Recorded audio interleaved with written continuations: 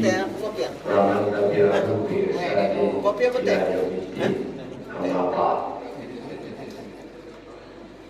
Puji syukur kita panjatkan kepada Allah Subhanahu wa Ta'ala.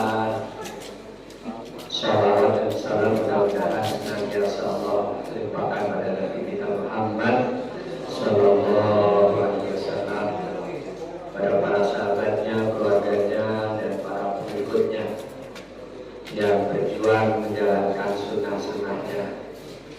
Mudah-mudahan termasuk kita, dan mudah-mudahan nanti di hari kiamat kita akan mendapatkan syafaat dari beliau Nabi kita Muhammad Sallallahu Alaihi Wasallam. Bapak Ibu jamaah kuliah subuh Masjid Al-Qahar yang dirahmati Allah, pagi ini akhir bulan Desember, subuh Sabtu yang akan datang kita sudah tidak ketemu tahun 2024. Jadi kajian subuh yang akan datang itu sudah masuk tahun baru ya. Ketemu lagi sudah 1 tahun. Karena itu saya ngambil tema kajian muhasabah akhir sana. Akhir sana itu namanya artinya akhir tahun. Muhasabah itu introspeksi diri, menghitung-hitung. Muhasabah, menghitung-hitung, introspeksi diri di akhir tahun. Ya sebagian mubalik, dai, khotib itu sudah banyak yang mengangkat tema Rajab, sehingga ada khotib yang sudah membaca Asra bi abdihi laila minal masjidil haram ila masjidil aqsa. Walaupun peristiwa Isra Mi'raj masih tanggal 27 Rajab. Nah, itu namanya pilihan. Tema ini saya ambil sekaligus juga bahwa saya udah agak lama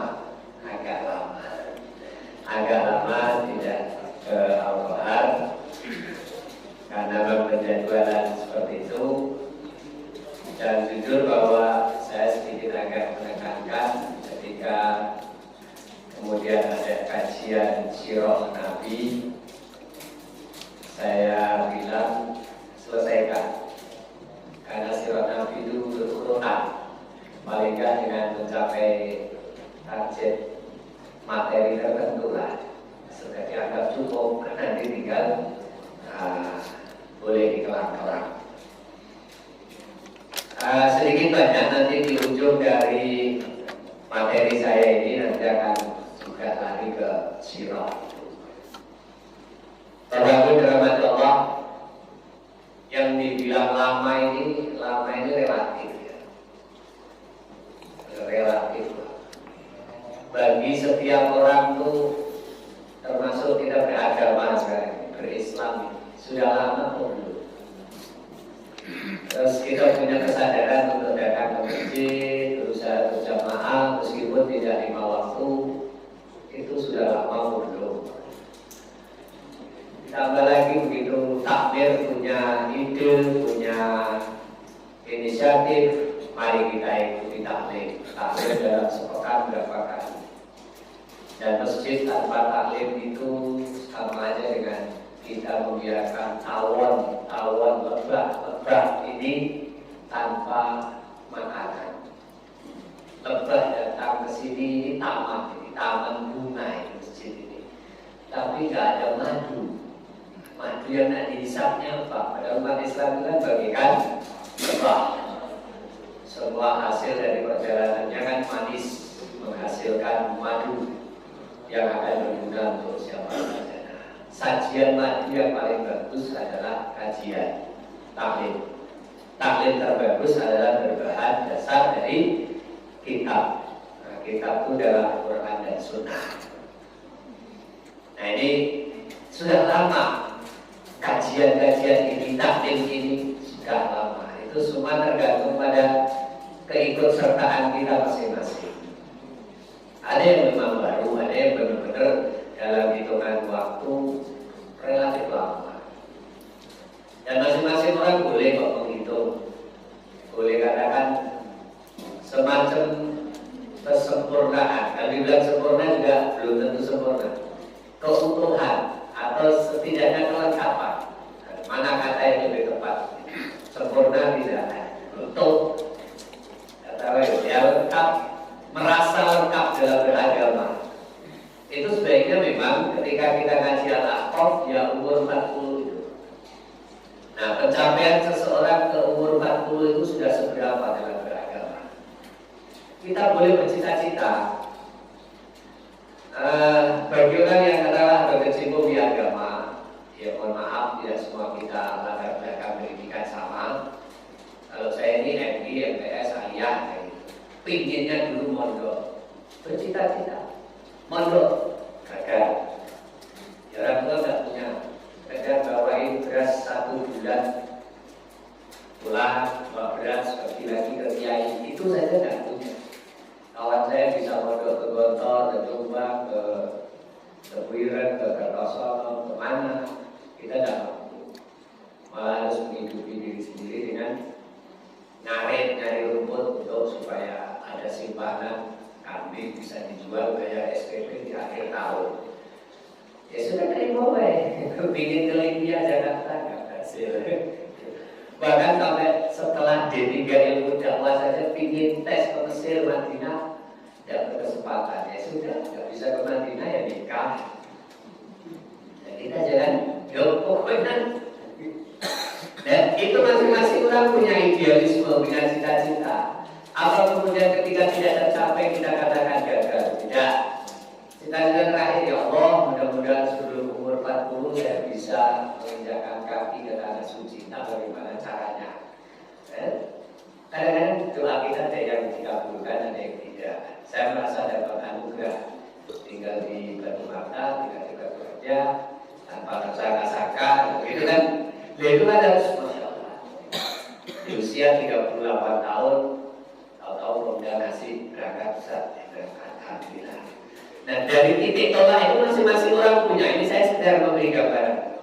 Titik tolak awal start kita nak serius, nak totalitas, gak tanggung-tanggung itu ada. Setiap kita pasti ada.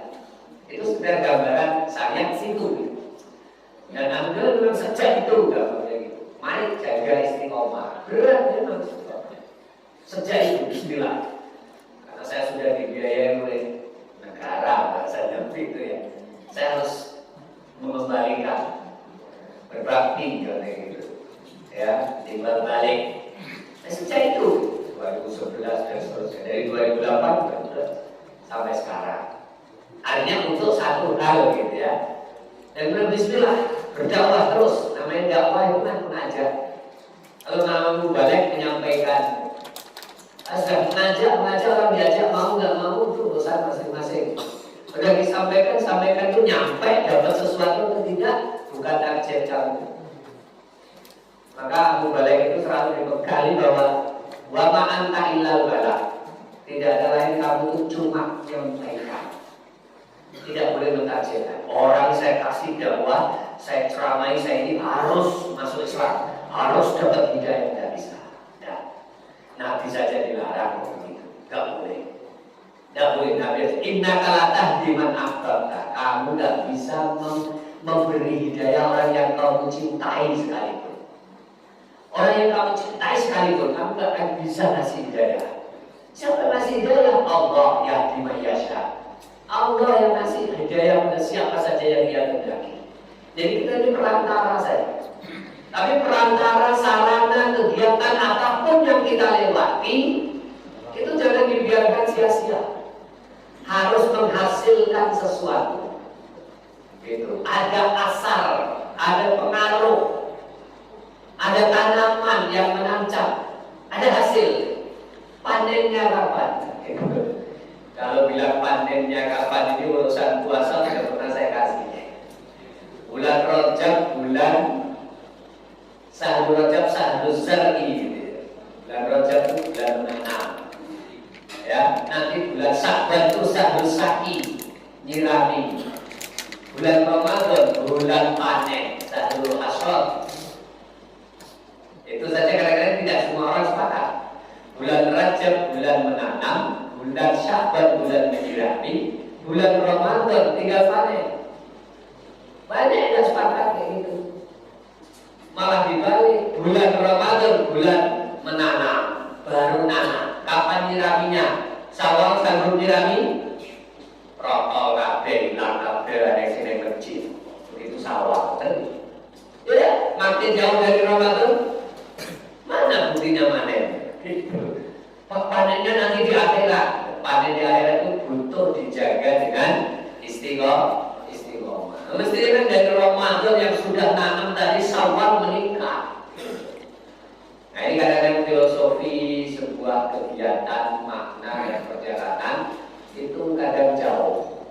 Maka mari kemudian apa yang kita jalani ini jangan hanya sekedar gitu. Rutinitas, nah itu tidak boleh sebenarnya. Kalau niat kita sholat 5 waktu untuk jalani rutinitas ya, orang Islam sholatnya ya 5 waktu, ya kita jalani aja rutinitas ini. Kok enteng banget? Gak ada. Jangan Pak, jangan niat sholat itu hanya sekedar menjalani rutinitas. Kita menjalankan satu kewajiban itu bukan untuk bebas dari beban. Biar bebas dari beban. Yuk, ini sudah waktunya sholat asar, Selasa, biar nanti nggak repot.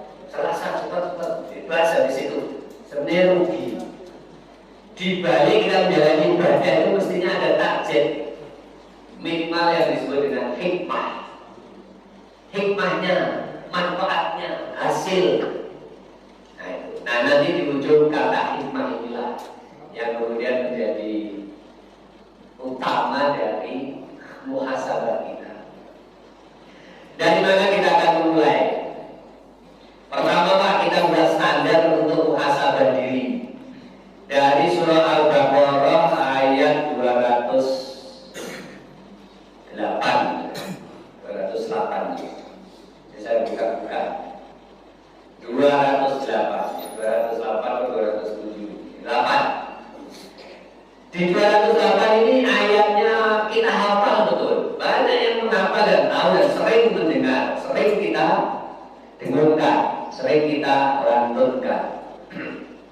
Bunyinya A'udzubillahi minasyaitonir rajim. Ya ayyuhalladzina amanu udkhulu fis-silmi kaffah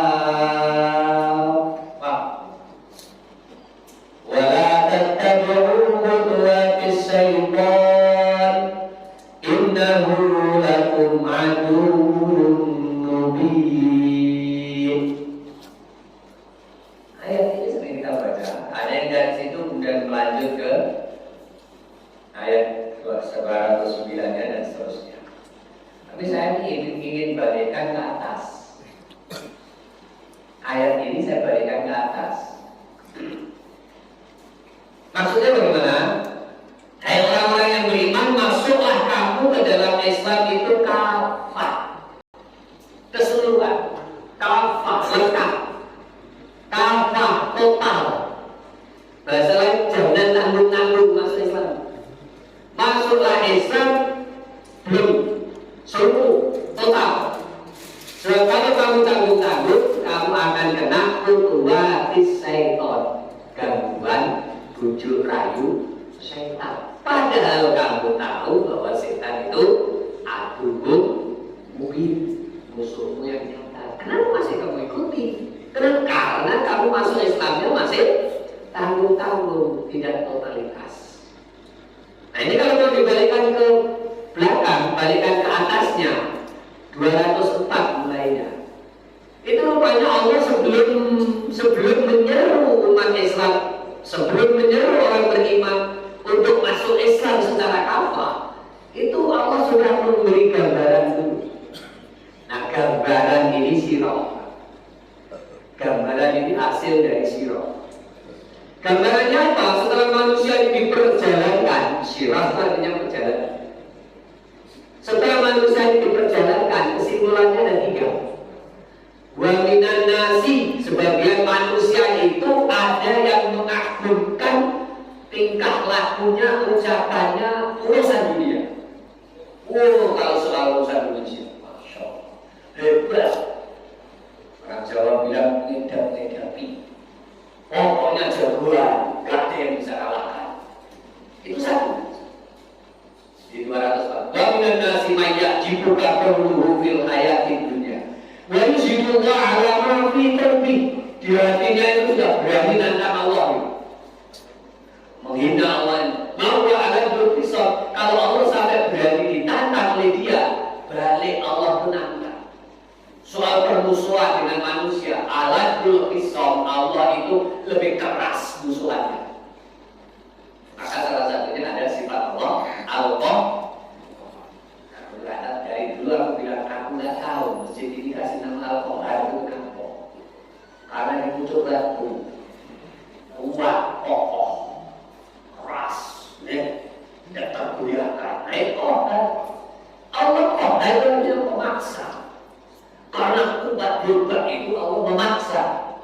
Karena dipaksa kamu tidak bakal nurut. Dan kalau kita nurut karena dipaksa, ya wajar. Awalnya terpaksa, lama-lama belajar ikhlas dan akhirnya tulus, polos, lembut, tenang, aman, dari lega, makin terang, makin gamblang.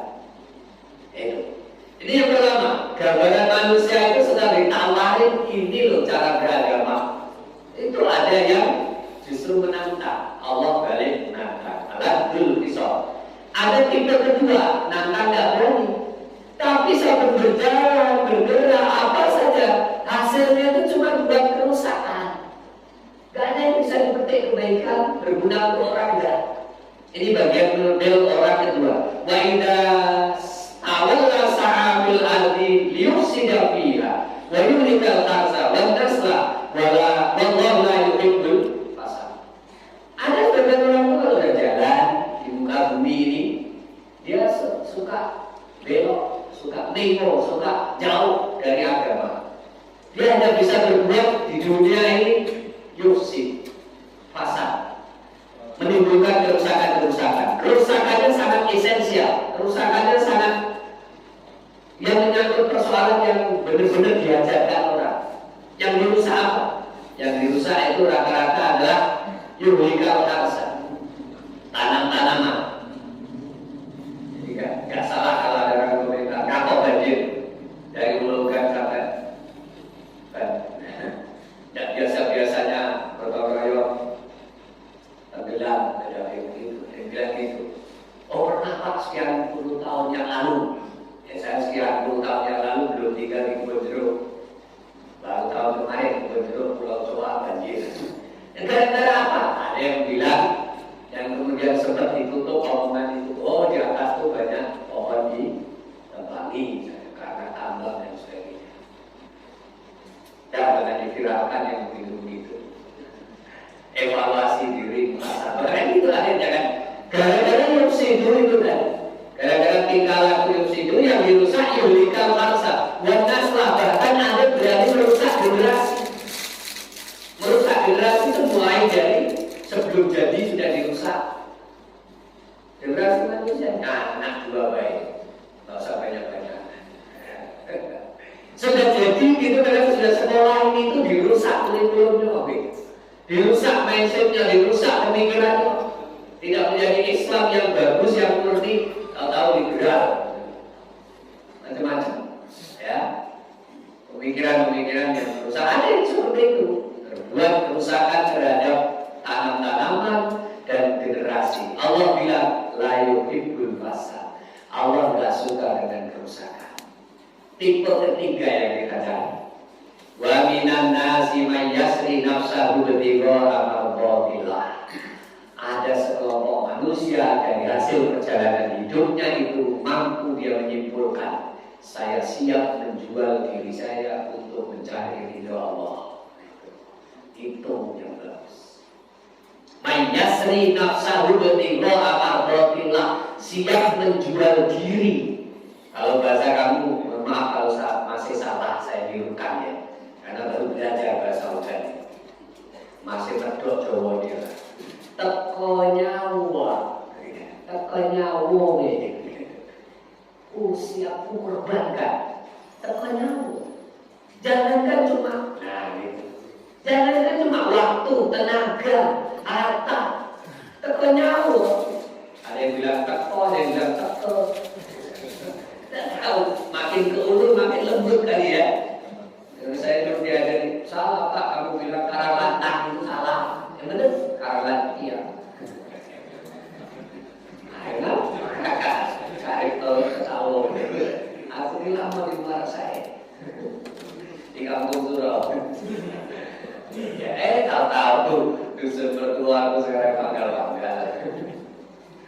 Ya Allah, itulah takdir Allah itu ya. Kayak sudah ada sinyal-sinyal sebelumnya, gitu. Tinggal menyempurnakan. Jadi kalau orang sudah bisa ke situ, Pak, sudah Bismillah, Allah itu siap apa saja. Gitu. Yang sering sahmu sekalipun menjual nyawa itu, menjual dirinya, tapi kan untuk ibtigha amardhatillah, mencari ridha Allah. Nah yang kayak gini disambut oleh Allah SWT. Wallahu ra'ufun bil ibad. Kalau ketemu hamba yang taat, yang nurut macam ini, Allah itu rauf, amat sangat penyayang. Bukan sekedar Rahman Rahim, ditambahi satu kata lagi, rauf. Jadi R-Rahman, R-Rahim, R-Rauf. Siapa yang punya anak lanang 3?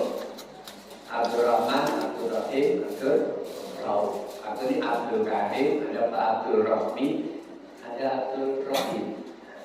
Kemarin ada 3 Abdul di foto. Nah, jadi kalau punya anak R, mau R, ya silakan bagus ini. Iya kan? R, Rahman, R, Rahim, R, Rauf. Di ayat ini karena totalitasnya orang itu dalam menyerahkan diri kepada Allah, maka Allah menyambutnya dengan wallahu raufun bil ibad. Allah sangat penyayang, sangat kasih sayang, sangat lembut terhadap hambanya yang nurut. Kalau rauf dengan lembut, lemah lembut, sayang banget terhadap hambanya yang nurut.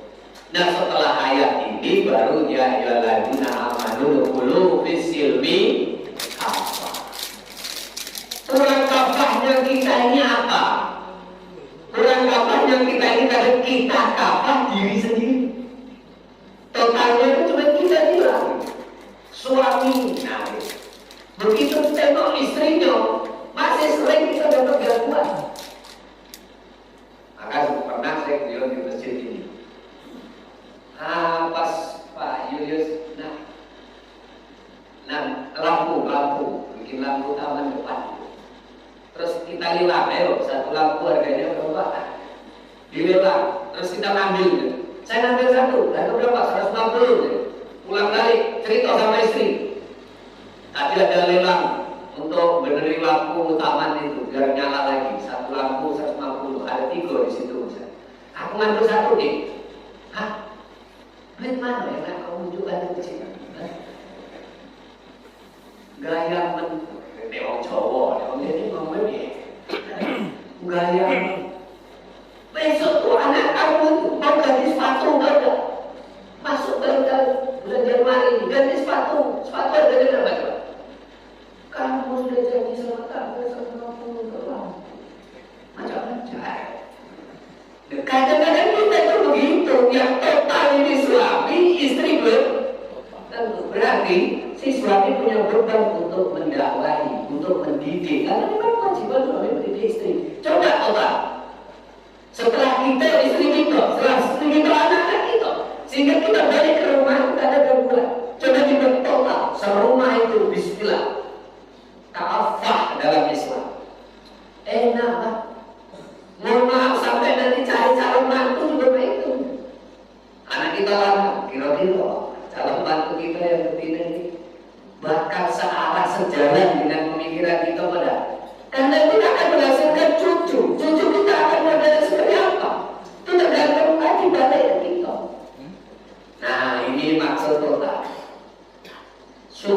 kalau kita bisa memahami Quran satu waliku naro, kita kembangkan ahli, bukan sekedar keluarga intern, bukan sekedar keluarga satu jalur, tapi kanan kiri pun kita.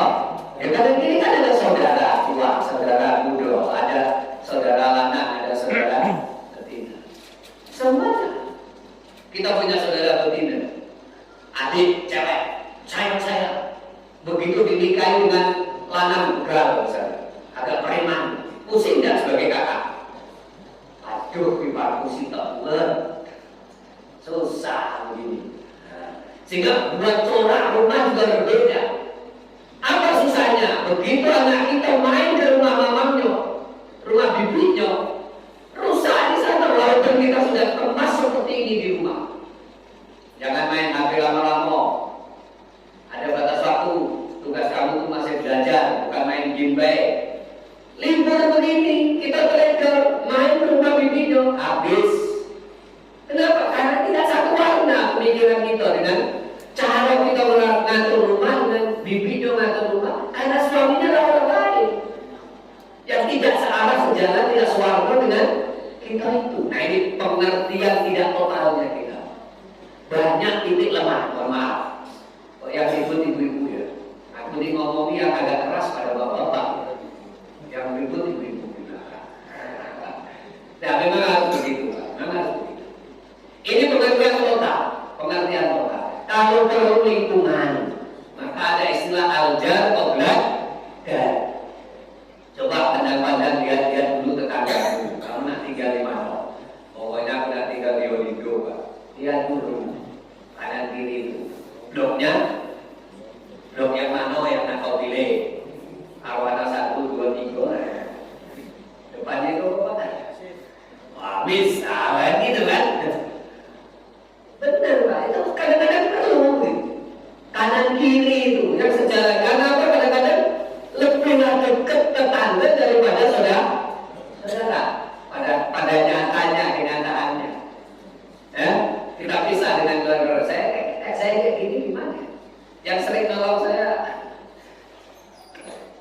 ada Pak, orang itu sampai bilang gini, sudahlah Pak Karim, istrinya itu jangan hamil lagi. Apa? Yang hamil istrimu yang itu kan? Masalah ini? Tidak Pak, saben istri Bapak melahirkan itu kan rahimnya lemah. Tentu. Kontraksi dikit itu turun. Nah itu pas Pak Karim pergi ibu. Nah kayak gitu. Sampai tuh melahirkan. Nah tetangga yang ribut. Nah itu dari betapa pentingnya kita dekat dengan tetangga atau sejalan dengan tetangga.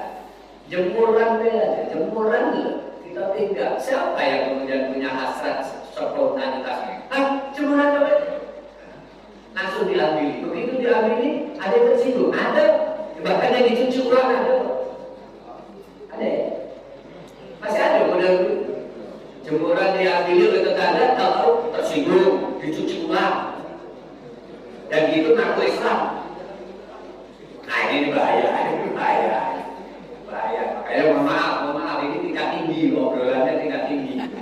Majelis ulama belum bisa menerima totalitas itu ya. Kalau masih ada pemikiran kawan model begitu, katanya orang Islam yang lain walaupun tetangga najis. Astagfirullah. Nggak usah Pak, pemikiran mana lain jangan diikuti. Coba total. Kalau perlu lingkungan kita ini total, visionika apa, kompak semua mendukung Al-Quran Bismillah. Hasil dari kita ketok tulah, hasil dari kita asah-asih asuh, saling gesek, saling akhirnya jadi, nah begitu. Ini kafah soal kehadiran diri secara totalitas. Ada yang kurang kafahnya itu dari segi ajaran Pak. Alhamdulillah sudah sholat, artinya soal perintah kafah. Semua perintah dalam ajaran Islam saya jalani. Tapi ada yang tidak kafah itu dari soal larangan. Ya, sholat sudah. Jangan minum lah Pak, jangan judi. Kalau minum masih bisa saya tinggalkan saja, minum nggak enak. Rokok masih, biarlah, rokok itu kan masih khilafiyah. Tapi judi itu, judi kan cuma dikit-dikit aja, yang online itu aja yang mengikuti. Yang main di gerdu itu udah lagi. Enggak, kita masih nggak bisa total, padahal itu larangan. Perintah oke, total, tapi sisi larangan masih belum. Apalagi kemudian ibadah, oke, siap jalani ibadah. Soal akidah belum total, masih banyak. Oke, hal-hal tertentu yang mudah-mudah, yang gampang-gampang ini, tapi pemikiran yang agak tingkat tinggi belum siap. Nah ini yang berat kita. Belum bisa udhulu bisilmi kafah. Iya. Istri, anak suruh kerudung dengan baik, menutup aurat keluar rumah, belum. Tapi tinggalkan sholat gak pernah. Semua rajin-rajin sholat, hanya tinggal satu saja. Keluar rumah dulu, anak perempuan, tutup aurat. Jangan malu-maluin, bapakmu masih tidak bisa.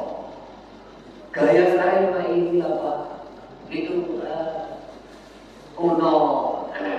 Ini kan pemikiran dan lain sebagainya. Kadang kita belum bisa total. Cukup ada yang tersinggung juga, Pak. Ketika ada orang ngomong sholatnya menghadap Allah, doa minta ini itu minta sama Allah. Pas giliran buntu, sakit gak sembuh-sembuh, dukun. Nah itu banyak yang tersinggung itu, Pak. Kalau sudah tersinggung begitu itu, Ustaz, udah langsung jadwal Ustaz Karim langsung dipalang. Jangan suruh ngisi di sini lagi. Astagfirullahaladzim. Yang padahal yang salah siapa? Kita sekedar kalau salah Pak ngaji baik, nggak usah nyindir. Yang nyindir itu siapa? Ini nyampaikan apa adanya. Coba total dalam Islam itu, jangan salah ibadah itu gitu, salah kita itu. Karena yang akidah itu pesan paling utama. Pesan siapa? Pesan Luqman Al-Hakim. Nah, ujungnya Al-Hakim, Pak. Kenapa Luqman disebut Al-Hakim? Karena Luqman bukan hanya sekedar mempelajari kitab, tapi muncul dalam dirinya hikmah. Maka nanti di ujung saya berikan sedikit pengertian itu. Yang disampaikan oleh Luqman itu adalah intisari dari setelah dia belajar dari Quran dan Sunnah. Setelah belajar kitab, dia dapat hikmah. Hikmah disampaikan, ya bunayya la tusyrik billah. Wahai anakku, jangan pernah kamu berbuat syirik kepada Allah. Tidak ada gunanya kamu sholat. Eman-eman sholatmu, ya, jangan dicampuri dengan syirik. Kalau yang maksa syirik terhadap kamu itu orang tua wajib ditaati. Tapi kalau dulu berbuat syirik, no. Wa in jahadaka ala an tusyrika bima laisa laka bihi ilmun fala tuti'huma. Jangan kamu taati keduanya kalau mereka mengajarkan sesuatu tanpa dasar ilmu, terutama kalau dulu berbuat syirik. Awet biyen ora soge-soge. Ora nek dulu kami. Anak modal piro, tak bantu. Penting balik soge. Terus kita nurut baik. Mohon maaf.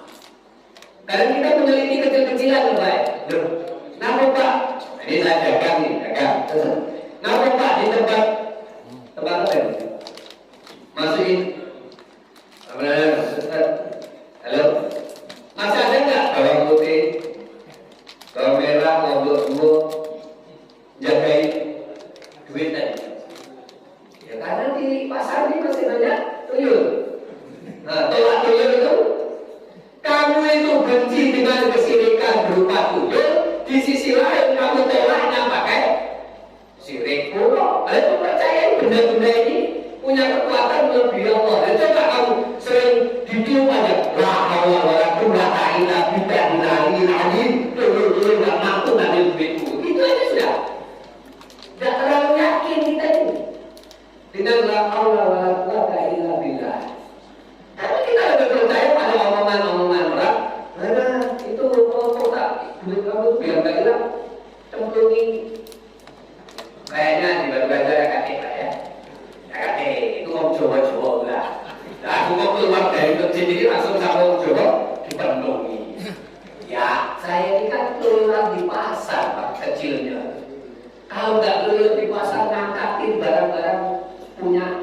bibi-bibi itu nggak dapat upah 5 rupiah, 20 rupiah, alhamdulillah untuk uang jajan berangkat sekolah.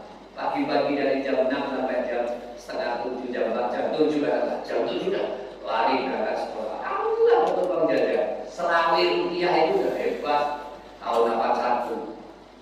Nah, kayak gini. Itu kadang-kadang beli kayak begitu. Ada beribu itu. Diambilkan uang bulat. Loh kok tempat kotaknya selontongan duitnya kok ada? Tanya sama mak, itu apa sih mak? Kok ada bola merah, putih di tempat kotak duit itu? Oh itu Joko ini duitnya berailang di Surabaya. Dan artinya kita menutupi atau menghalangi sebuah kesirikan berupa kesugihan itu ya, tapi kita jawab ya sedikit banyak serempet bahaya. Nah, ini namanya totalitas. Sudahlah. Kalau berislam saja, belajar untuk murni totalitas, apa secara ajaran. Baik, ini analisa pertama muhasabah kita. Sudahkah kita total dalam beragama ini? Itu masing-masing kita, insya Allah mampu untuk membaca diri dari ujung rambut sampai ujung kaki itu silakan ya apa kamu terus dewek. Dari ujung rambut sampai ujung kaki silahkan kamu gerayani sendiri. Nanti gerayani Pak. Oh hidupku macam hidupku kok pesek ya. Turunan sopo. Kalau saya mancung ini kan turunan Arab berarti. Arab Tendi. Bukan itu sebenarnya yang maksud. Silakan kamu untuk menyusuri dari ujung rambut sampai ujung kaki. Gerayani dewe awal dewe gerayani. Jangan gerayani orang lain. Jangan gerayani orang lain. Nanti gini, mau gak itu gerayani? Itu Kak Joni juga nakal dengan aku. Kawan dia nih haji bareng bujang-bujang.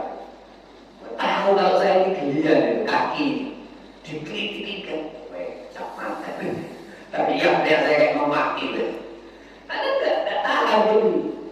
Dididik badan selesai itu. Lebih besar dari kakak yang berkacamata di kajiannya. Itu guyonan tentara suci. Ya, coba silakan Anda muhasabah diri sendiri. Gak usah kita membaca orang. Ya, kita akan aman. Tuba, kita akan aman.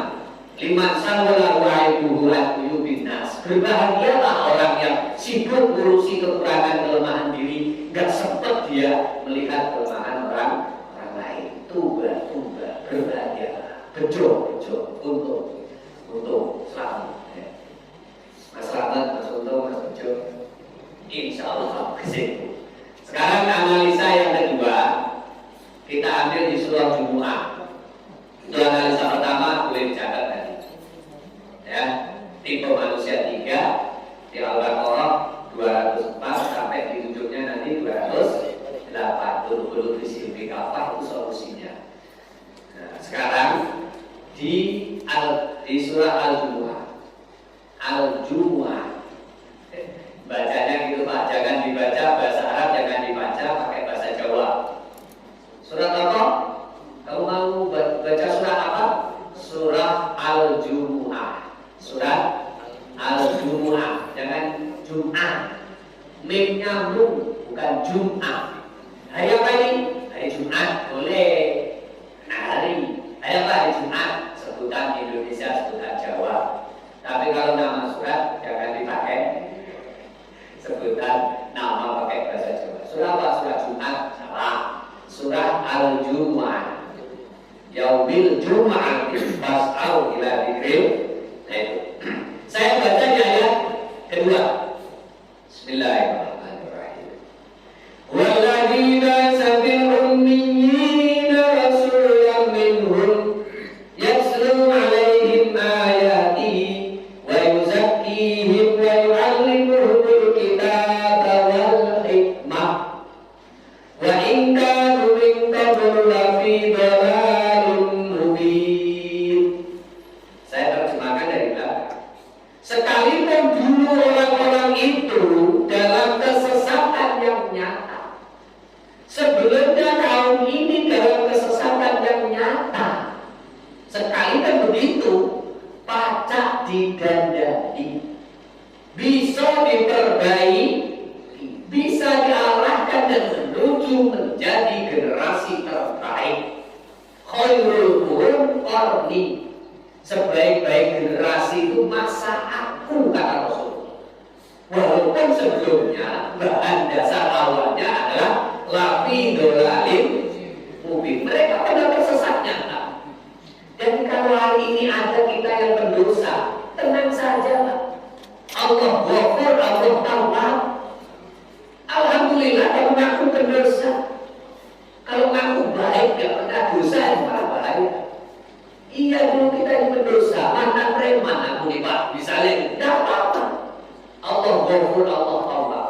Bisa kita perbaiki. Ikuti arah-arah yang diberikan oleh Rasulullah. Nabi bisa kok.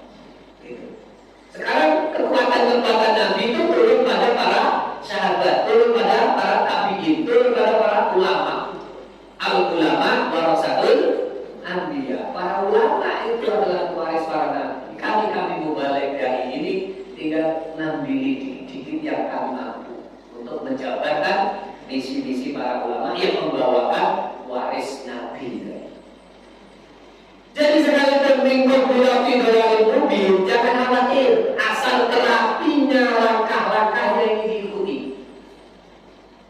Dialah Allah yang telah mengutus seorang Rasul di kalangan ummi. Dulu umat itu ummi itu tidak bisa baca tulis, tapi cerdas. Kalau kecerdasan tidak dimanfaatkan dan pura-pura bodoh, tahu pura-pura nggak tahu, nah itu baru disebut jahiliyah. Kalau umat Nabi ini tidak ditonjolkan jahiliyahnya, umminya, setelah didakwai masihnya ya baru jahiliyah, ya kan? Menuju ke Islamiyah. Kita ini Islamiyah, ada gitu. Kalau yang masih bertahan dengan kekufurannya, kejahilannya, maka disebut jahili. Kalau kita disebut ummi, jangan tersinggung. Ummi kita ini dulu belum bisa baca Quran, alhamdulillah diajari pelan-pelan. Akhirnya dulu belum fasih, makhluk dan sebagainya. Diajari oleh kakanda almarhum. Masya Allah, itu saya kagum sekali, Pak. Saya kagum sekali di Olivo ini. Gak alkohol, tak hujan, semuanya sepakat sepakat. Tidak hanya taman kanak-kanak. Tidak apa-apa, kita TK juga aman, kawal-kawalan. Tapi kesadaran untuk mau baca Quran dengan baik itu sulit ditiru kadang-kadang. Ada yang mau memulai, ada yang mau ngajari, belum tentu ada yang mau ngikuti. Semua merasa sudah bisa. Coba berada, saya belum bisa, maka saya ingin belajar, memperbaiki. Begitu kosong di kita itu maghrib sampai isya, lah ngumpul di pojok sana. Ya Pak Nasir ya. Aku selalu kayak gitu. Yang masih agak berat ini diajak ngaji ngitung waris. Saya buka ngaji ngitung waris, masih tidak ada yang datang. Bingung kalau warisnya nanti dihitung kalah. Padahal saya ngajari itu ilmu Al-Quran, itu ilmu hadis. Ya. Jadi saya buka tuh malam Senin, tapi 2 minggu ini libur dulu lah ya. Waktunya orang pada liburan ya libur. Nanti ngaji lagi. Pokoknya insya Allah saya buka Minggu malam Senin, habis Isya, sampai jam 9, sampai jam 10. Pokoknya kalau nggak gerimis, apa yang di musola. Oh sudah hujan, baru balik. Nanti takut dimarahi istri. Oke, jadi bagaimana caranya memperbaiki dengan terapi apa orang yang dolalah kok bisa jadi baik? Rupanya Nabi itu dikasih teori oleh Allah. Rasul ini datang menghadapi orang yang ummi, alhamdulillah, dengan terapi, dengan metode, dengan langkah-langkah yang tepat, orang-orang yang ummi itu tidak tersesat lagi. Satu, yatlu alaihim ayatihi, membacakan ayat-ayat Allah pada mereka. Satu, disebut tilawah. Wa yuzakkihim, dan membersihkan mereka, disebut tazkiyah. Tilawah tazkiyah, T1, T2. Wa yu'allimuhumul kitaba wal hikmah, dan mengajari mereka, taklim terhadap mereka dengan bahan dasar kitab dan hikmah. Kitabnya ada dua, Quran dan Sunnah, hikmah tersendiri. Nah, berarti kalau itu taklim, berarti metodenya Nabi itu 3T. Tilawah, tazkiyah, taklim. Sekarang kalau ringkas-ringkasan, 3T ini sudah kita jalani semua belum? Jangan fokus di tangan saya Pak. Ini ada cincin baru. Kalimaya India. Kalau baik dari jauh. Punya kakak tuh hijau-hijau. Oke. Jadi jangan lihat ini. Dari T-nya nih Pak. T ini sudah lengkap belum di masjid kita? Kalau nggak di masjidnya sudah lengkap belum kita terapi diri kita ini dengan 3T? Tilawah, tazkiyah, taklim. Banyak yang ngaku Pak, kami ini dari tilawah loncat ke taklim. Tes tazkiyahnya enggak. Padahal tazkiyah artinya penyucian diri, bersihkan. Maka 3T ini perlu dijabarkan sedikit. Ringkas-ringkas saja. Karena kurang 7 menit. Nah, 7 menit ini harus selesai 3T. Kalau ngaji saya targetkan jam 6 selesai. Tapi kalau itu kelakuan ya saya percepat lagi. Suruhnya jam berapa? Nggak tahu. Makanya yang komentar, Pak Karim ini kalau ngaji ini nggak pernah kekurangan bahan ya. Atau kepanjangan. Sudah, terserahkan pula. Yang penting ada baik hikmahnya. Oke, kita percepat. Tilawatul ayat. Tilawatul ayat itu Pak, sasarannya 3. Karena ayat itu satu, ayat qauliyah Al-Quran, Sunnah lewat tadi. Qauliyah, ucapan, firman, sabda Rasul. Qauliyah. Sudah itu kita tilawatul kauniyah. Kauniyah itu alam. Maka ada yang menyebut tadabbur alam. Karena peningkatan dari tilawah itu bisa tadabbur. Tadabbur Quran, oke. Tilawatil ayat apa? Ayat kauniyah. Ada ayat kauniyah, alam raya ini, ciptaan Allah bisa kita perhatikan. Yang terakhir yang jarang diterangkan, ayat sirah, ayat perjalanan hidup manusia. Nah itu yang jarang dibaca. Kalau kamu mau baca perjalanan hidup manusia, aman Pak. Tapi termasuk perjalanan hidup manusia yang di sekitar kita ini. Masya Allah, orang pandai bersyukur, hasilnya begitu. Yang mau sabar kayak gitu, yang dikit-dikit ngomong kurang, ya itulah. Kita ngambil yang mana? Nah, karena kita bisa belajar tilawah, membaca, hasilnya untuk kita. Ada pengaruh, ada nilai, ada wewenang dari membaca. Jadi sasarannya ayat itu ada 3. Ayat kauniyah, ayat sirah yang jarang dibaca ayat sirah. Padahal karena satu bentuk 3 tipe manusia itu dari sirah. Al-Fatihah bilang ghairil maghdubi alaihim wala. Jangan kau ikuti orang yang dibenci Allah, jangan kau ikuti orang yang sesat itu, ikuti saja yang an'amta alaihim, orang-orang yang diberi nikmat oleh Allah. Siapa mereka? Para nabi, ya, para rasul, para nabi, para syuhada, para sholihin, para yang baik-baik itu. Itu yang ikuti, jangan ikuti yang maghdub dan dolim. 3 tipe manusia, ambil satu yang bagus. Termasuk yang di Al-Baqarah tadi 204 sampai 208 tadi. Nah ini ayat. Yang kedua, tazkiyah, zakat, tazkiyah. Apa yang ditazkiyah? Badan kita tazkiyah, jasmani. Rohani kita tazkiyah. Sasaran ketiga, harta kita tazkiyah. Maka tazkiyah harta namanya zakat mal, infak, sedekah.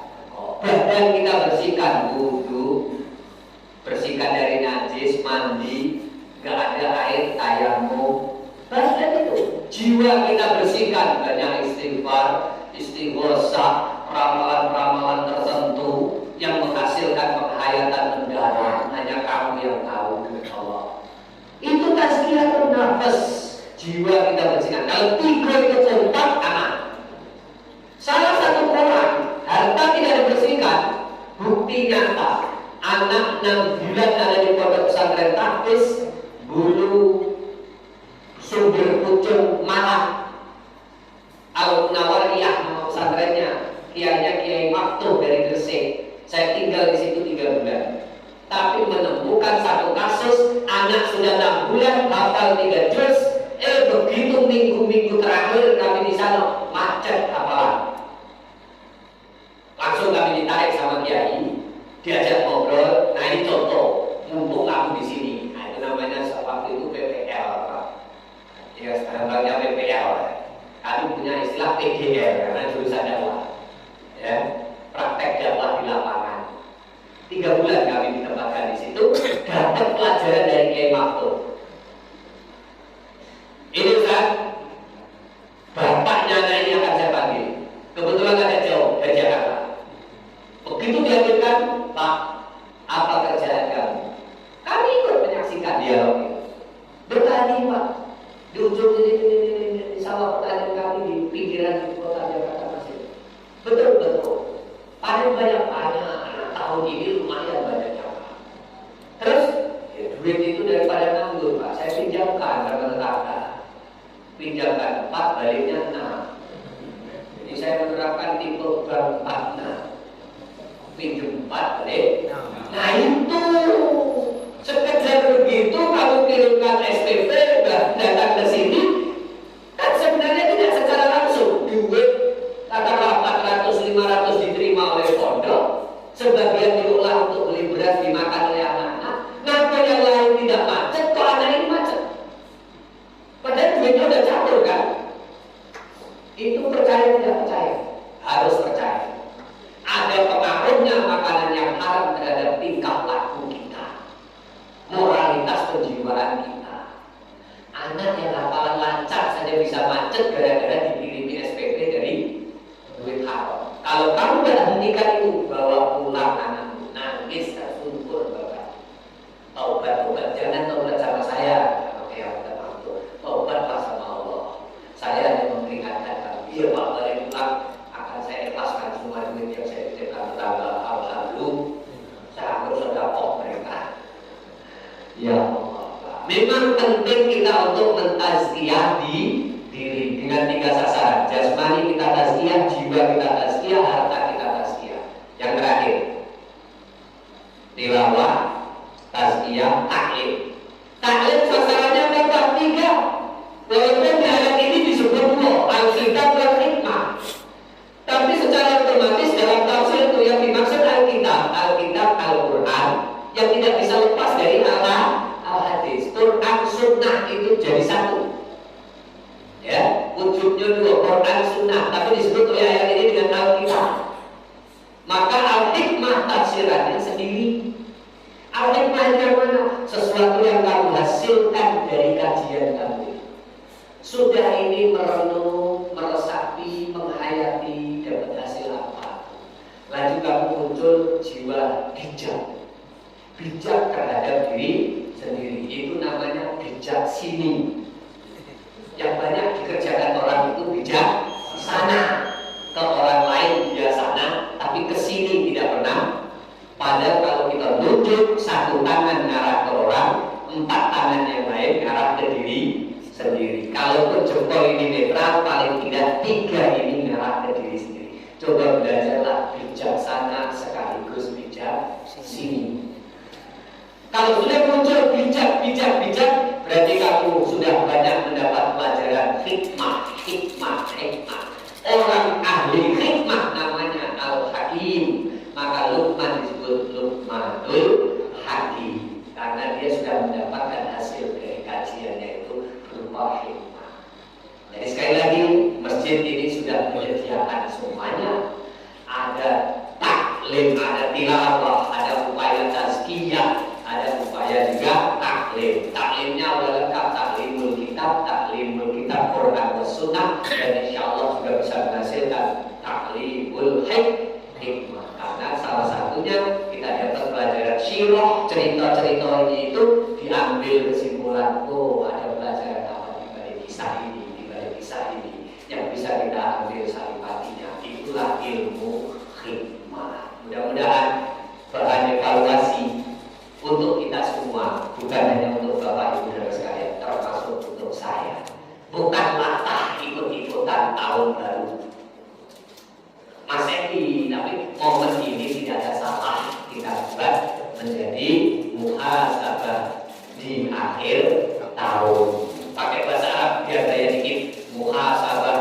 akhirus sana. Dikasih pin muhasabah fi akhiris sana.